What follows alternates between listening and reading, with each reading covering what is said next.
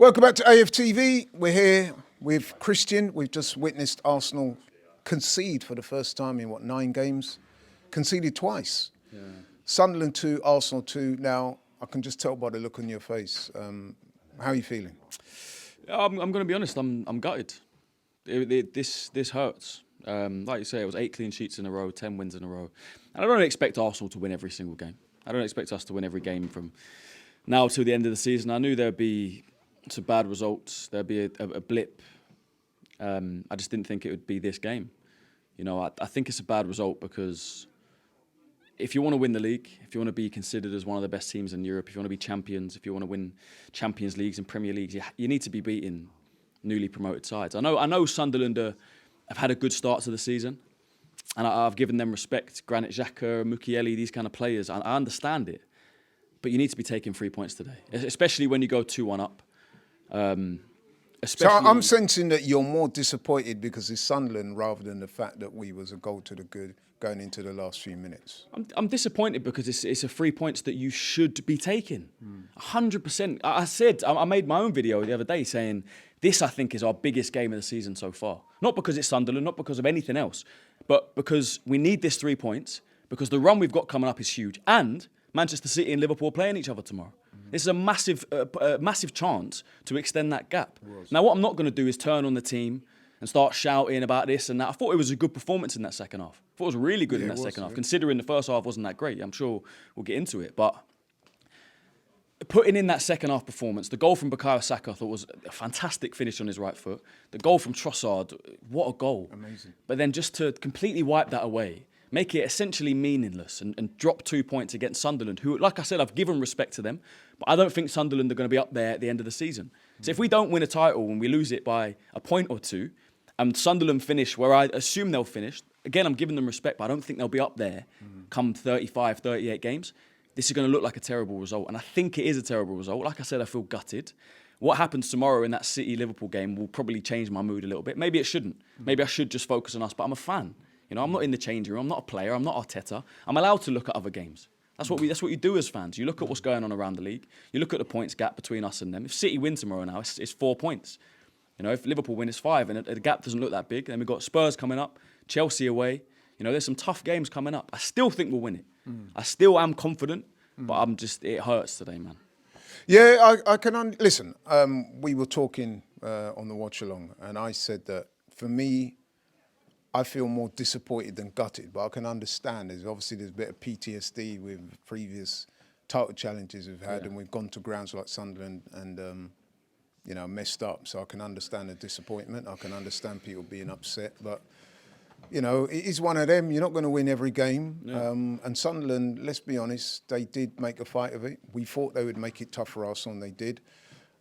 Let's talk about Dan Ballard, actually a former Arsenal player. He's in the Arsenal Academy. He had a very eventful game today. He actually got man of the match, which I guess you could say that. But then you could also say he might have been deemed to be lucky to stay on the pitch, if not give away a penalty. Yeah, look, there's an argument for it. What was it? 5 minutes in, he comes and elbows Marino in the head. There's an argument that's a red card and a penalty. Cool, you don't really see them given. I think you move on. But again, another decision that goes against us. You know, how many penalties have we seen overturned wrongly this season? Like, this is another ridiculous decision. We put a poll in the chat and most people said it was a penalty. I think it was a foul. I think it was a penalty. But I understand why they're not giving it. I'm not going to go crazy about that. And then the goal we conceded, like, that's our bread and butter. You know, ball's in the air, Declan Rice misses the ball. You know, it bobbles around, comes to him, he smashes it in. Like, that's not a goal we see Arsenal concede a lot. We haven't seen Arsenal concede a goal like that at all this season. We've conceded 3 goals in all games this season. In this game against Sunderland, we conceded 2. That's where my disappointment is. And then, like I said, second half, we came out so much better. We did. Much better. Saka looked on it. Eze looked on it. Trossard looked on it. Every single player. Declan Rice was leading the team. I shouted for Saka to put the team on your back, go and create a moment. We pressed high, we won the ball back. Saka, great finish into the bottom corner. And we go and get the second goal. Great finish from Trossard. That's why I'm so disappointed today. Because we've thrown that lead away. So you're right. The first half wasn't very good. Concede that goal. Second half, we came out, look a totally different team. Get back in it, get on top of them. It's looking good. The one thing I would say though, and I said it on the stream, and a few other people have since said that they agreed with what I said, is that do you not think the managers should have made a few more changes? Because you looked at some of those players towards the end there, they looked like they were running on empty. Yeah, I can understand the argument. I think at 1-1, I understood why I wasn't making changes. I think we looked in the ascendancy. We looked like the better team, looked like we were going to go and score the second goal. Go 2-1 up. And yeah, I can understand why you would make changes, but I just don't know what the change was. You know, we're missing 6 attacking players, whether you make an attacking change or a defensive change. I do think essentially, at the end of the day, he made the defensive change. He took off Eze and brought on Christian Mosquera, and that just told the opposition, we're trying to play for the 2-1 now. You know, we're going to sit back, and I think that's exactly what we saw. We literally sat back. Yeah, I guess my point on that is sometimes what would you have done? What change would you have made? I think I would have made a few subs just to freshen things up. I could see that some of the players, they're putting an almighty effort in that second half, and it looked to me, I mean, you saw Declan Rice struggling to get up and down the pitch as he always does. These guys were tiring. Eze looked knackered when he came off, you know what I mean?